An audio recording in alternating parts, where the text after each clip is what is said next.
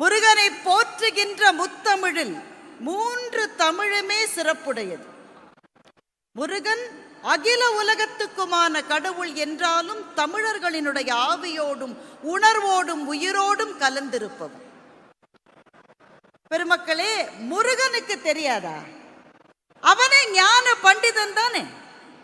எல்லா கேள்விகளும் நம் மனசிலே இருக்கின்ற எந்த வினாக்களுக்கும் விடை வேண்டுமென்றால் நம்முடைய மனக்கண்ணிலே தோன்றி விடையை கொடுக்கின்ற ஞான களஞ்சிய முருகன் தானே.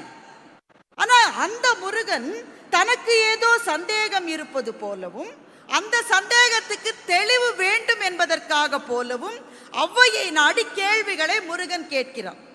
முருகனுக்கு தெரியாதா? எது பெரியது என்று ஔவையை கேட்கிறான், எது கொடியது என்று ஔவையை கேட்கிறான், எது இனியது என்று அந்த கிழவியை போய் கேட்க முருகனுக்கு தெரியாதா?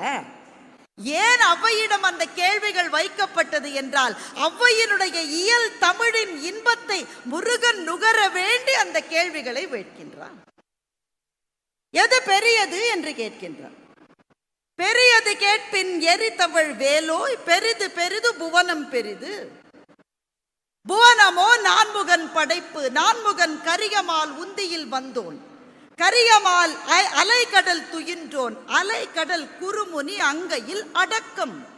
குறுமுனி கலசத்தில் பிறந்தோன், கலசமோ அரவினுக்கு ஒரு தலை பாரம், அறவோ உமையவள் சிறுவிரல் மோதிரம், உமையோ இறையவர்த்தம் பாகத்துள் ஒடுக்கம், இறைவனோ தொண்டர்த்தம் உள்ளத்துள் ஒடுக்கம் என்று ஔவை சொல்லுகின்றார். இந்த முருகன் தமிழ் மாநாட்டுக்கு வந்திருக்கின்ற நாம் அத்தனை பேருமே முருகனுடைய தொண்டர்கள் தானே. எது ரொம்ப பெரியது என்றால் இந்த தொண்டர்கள் தான் இறைவனை காட்டிலும் அதிக சிறப்புடையவர்கள் என்று ஔவை சொல்லி முருகன் தெரிந்து கொண்டான் என்றால், ஔவையினுடைய தமிழை, இயல் தமிழின் சுவையை முருகன் கேட்க விரும்பினான். அதனால் கேள்விகளை படைத்தான். அதுதான் இயல் தமிழுக்கு இருக்கிற சிறப்பு.